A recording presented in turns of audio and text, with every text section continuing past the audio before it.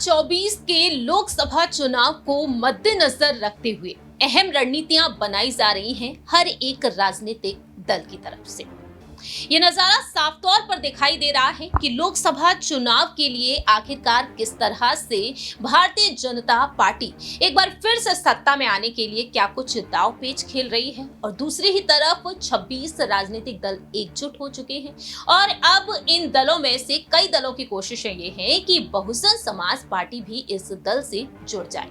ऐसे में नजरें टिकी हुई हैं बहुजन समाज पार्टी की सुप्रीमो मायावती पर कि मायावती क्या आखिर में वाकई में इस गठबंधन से जुड़ेंगी या फिर नहीं। दूसरी ही तरफ यहाँ पर भारतीय जनता पार्टी ने एक बेहद बड़ी रणनीति बना ली है और ऐसे में यहाँ पर कई सवालिया निशान भी खड़े हो रहे हैं। नमस्कार, मैं प्रांशी राठौर और आप देख रहे हैं नेक्स्ट 9 न्यूज।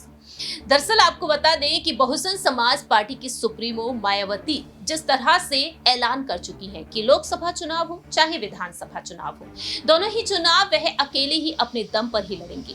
दूसरी ही तरफ देखा जाए तो यहाँ पर साफ तौर पर नजारा देखने को मिल रहा है कि मायावती की जो रणनीतियां हैं, इन रणनीतियों के बीच यहाँ पर राहुल गांधी जो हाल ही में दानिश अली से मुलाकात किए थे, प्रियंका गांधी वाड्रा को लेकर भी कहा गया कि प्रियंका गांधी मायावती से बीते पिछले महीने मुलाकात कर चुकी है। तो ऐसे में यहाँ पर यही कहा जा रहा है कि कहीं ना कहीं गठबंधन से वह जुड़ती हुई नजर आ सकती है।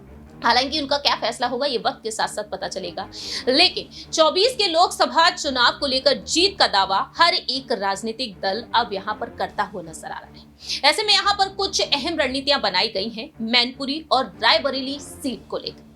दरअसल आपको बता दें कि बहुजन समाज पार्टी की सुप्रीमो मायावती ने अहम फैसला जो लिया है और दूसरी ही तरफ देखा जाए 24 में कमल खिलाने की तैयारी में भारतीय जनता पार्टी है और लखनऊ के कार्यालय में हाल ही में एक अहम बैठक की है।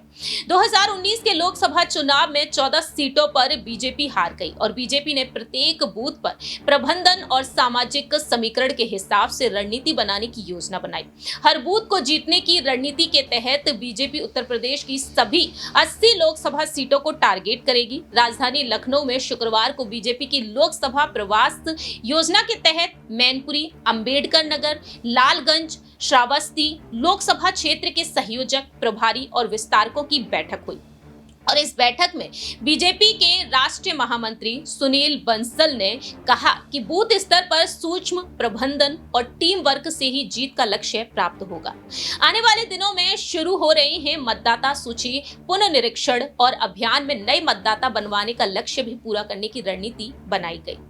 ऐसे में बैठक में प्रभारी मंत्रियों की लोकसभा क्षेत्र का दौरा और कार्यकर्ताओं से संवाद करने की रणनीति बनाई गई है और उनके फीडबैक के आधार पर समस्याओं के समाधान करने और हारी हुई सीटों पर मंडल प्रवासी तैनात कर मंडल स्तर पर चुनावी योजना तैयार करने की रणनीति बनी है और साथ ही साथ यहाँ पर सोशल इंजीनियरिंग पर भी ध्यान दिया गया है।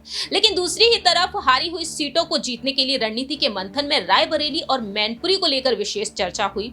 ये दोनों ही सीटें जहां पर बीजेपी अब तक एक बार भी जीत हासिल नहीं की है, तो 24 में कमल खिलाने को लेकर मंथन हुआ है और सुनील बंसल का कहना है कि विधानसभा क्षेत्र में सामाजिक समीकरण के हिसाब से योजनाएं बनाएं। पिछले चुनाव में जिस समाज के वोट नहीं मिले उनका वोट हासिल करने की रणनीति बनाएं।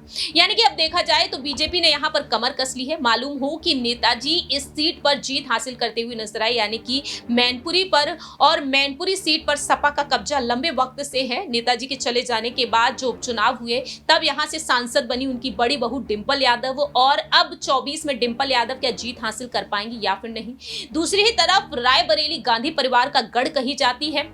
19 में अमेठी से राहुल गांधी हार गए स्मृति ईरानी से, लेकिन क्या यहां पर रायबरेली सीट को बचा पाएंगी सोनिया गांधी, राहुल गांधी, प्रियंका गांधी? क्योंकि सोनिया गांधी स्वास्थ्य संबंधी समस्याओं से परेशान हैं, यहां से वह सांसद हैं। अब देखना होगा क्या बीजेपी रायबरेली और मैनपुरी से क्या वाकई में जीत हासिल कर पाएगी, क्या सपा और कांग्रेस के रिकॉर्ड को तोड़ पाने में कामयाब होगी। ये वक्त के साथ साथ ही पता चलेगा। इस खास रिपोर्ट में इतना ही। बाकी के तमाम अपडेट्स के लिए देखते रहिए नेक्स्ट 9 न्यूज।